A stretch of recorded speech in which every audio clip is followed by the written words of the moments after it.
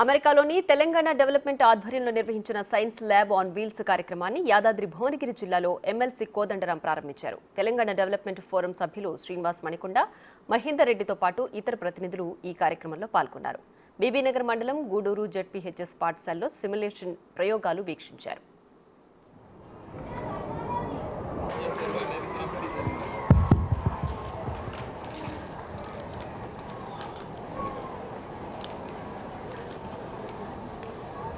మీరు ఈ కార్యక్రమం తర్వాత ఈ బుక్స్ ఇక్కడ కొన్ని అందుబాటులో పెడతాము. రండి, దాన్ని చూడండి, ఆ క్వాలిటీ చూడండి. మన గవర్నమెంట్ స్కూల్ పిల్లలకి ఇంత నాణ్యమైన బుక్స్, నాణ్యమైన కంటెంట్ అందుబాటులో పెడతాము. I will hand up it to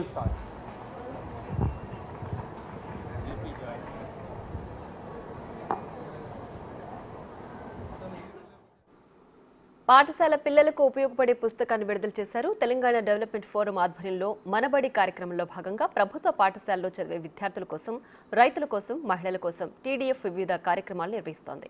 మరిన్ని వివరాలు మా ప్రతినిధి పుల్లారావు అందిస్తారు. తెలంగాణ రాష్ట్రంలో ఉన్నటువంటి ప్రభుత్వ పాఠశాలను ప్రైవేట్ పాఠశాలలకు ధీటుగా చేయడమే మాత్రమే కాకుండా సాంకేతికతతో కూడినటువంటి విద్యను అందించాలన్న ఉద్దేశంతో ముందుకు వచ్చింది టీడీఎఫ్, తెలంగాణ డెవలప్మెంట్ ఫోరం.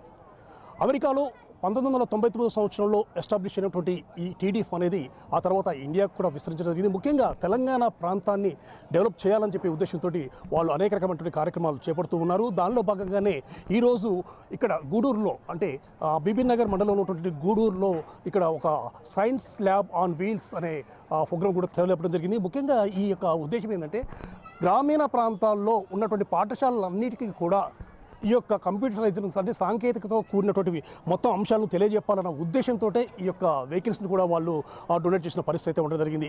ఇదే విధంగా తెలంగాణ రాష్ట్రంలో ఉన్నటువంటి అన్ని ప్రభుత్వ పాఠశాలకు కూడా ఈ యొక్క వాహనాలను సమకూరుస్తామని చెప్పేసి కూడా వాళ్ళు చెప్తున్న పరిస్థితి అయితే ఉండడం జరిగింది. ప్రజెంట్గా టీడీఎఫ్కి సంబంధించి టీడీఎఫ్ ఫోరం ఎవరైతే ఎస్టాబ్లిష్ చేశారో వాళ్ళు మనతో ఉన్నారు. సార్ చెప్పండి, శ్రీనివాస్ మణికొండ గారు దీన్ని ఎస్టాబ్లిష్ చేసిన పరిస్థితి ఉంటుంది. సార్ చెప్పండి, టీడీఎఫ్ ప్రజెంట్గా చూస్తే మాత్రము ప్రభుత్వ పాఠశాలను చాలా అంటే ఆధునికతతో కూడా కాకుండా సాంకేతికత కూడా జోడించి చేయాలనే ఉద్దేశంతో మీరు వస్తున్నారు. సో ఈ కార్యక్రమానికి అంకురార్పణ ఎప్పుడు పోతాయి?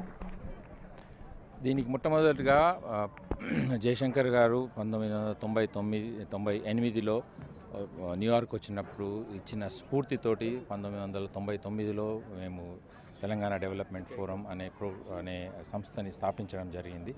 అప్పటి నుంచి ఇప్పటి వరకు 25 ఏళ్ళు, 25 ఇయర్స్ కంటిన్యూస్ జర్నీ తెలంగాణ గురించి మేము పాటుపడి ఇప్పుడు 25 ఏళ్ళు, 25 ఇయర్స్ కంప్లీట్ అవుతున్న తరుణంలో ఒక మంచి ప్రోగ్రామ్ని తెలంగాణకి చెయ్యాలి అనేది ఏకకంఠంతో Telangana development forum board members, ఇండియాలో ఉన్న Telangana development forum India team అందరూ కూడా సంకల్పించి ఈ పర్టికులర్ ప్రోగ్రామ్ని సైన్స్ ల్యాబ్ ఆన్ వీల్స్ అనే ప్రోగ్రామ్ మన తెలంగాణ బడిలోని ఒక ప్రాజెక్ట్, అది దాన్ని తీసుకొద్దాము అనే ఉద్దేశంతో మేము ఈ కార్యక్రమాన్ని స్టార్ట్ చేయడం జరిగింది. మీరు చేపట్టినటువంటి యొక్క జై కిసాన్ ప్రోగ్రాం గురించి అసలు విషయాలు ఏంటి? జై కిసాన్ ప్రోగ్రాం ద్వారా ఏం చేయబోతున్నారు? ఓకే, ముఖ్యంగా చెప్పాలంటే మన రాష్ట్రం రాకముందు అనేక మంది రైతులు ఆత్మహత్యలు చేసుకుంటూ ఉంటుండే.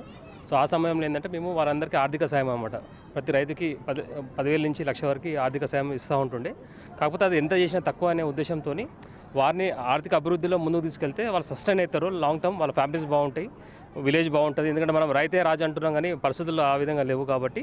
సో అప్పుడు మేమేం చేసామంటే టీడీఎఫ్ హెల్ప్ ద్వారా జై కిసాన్ ప్రాజెక్ట్ ఎంచుకొని ఆ ప్రాజెక్టులో భాగంగా ముఖ్యంగా ఏంటంటే రైతులు ఏం చేస్తారంటే అధిక పెట్టుబడులు పెట్టి లాస్ అవుతూ ఉన్నారన్నమాట. సో దానివల్ల లాభాలు లేక వాళ్ళు ఆత్మహత్య కారణమవుతుందని తెలుసుకొని మరి దీనికి మూలం ఏడుందంటే ప్రకృతి వ్యవసాయం అంట. ప్రకృతి వ్యవసాయంలో మన కాన్సెప్ట్ ఏంటంటే జీరో బడ్జెట్ న్యాచురల్ ఫార్మింగ్ అనే కాన్సెప్ట్ ఉంది. అక్కడ ఏంటంటే మనకున్న వనరులతోని వ్యవసాయం చేస్తే అదేంటంటే ఫస్ట్ కెమికల్ ఫ్రీ ఫార్మింగ్ ఉంటుంది. దానివల్ల ఏంటంటే మన భూమి కానీ నేల కానీ మన ప్రపంచం కూడా బాగుంటుందన్న ఉద్దేశంతో అటు సమాజానికి ఇటు రైతుకి బాగుపడే చేయాలనే ఉద్దేశంతో ఈ ప్రకృతి వ్యవసాయాన్ని ఎంచుకున్నాము.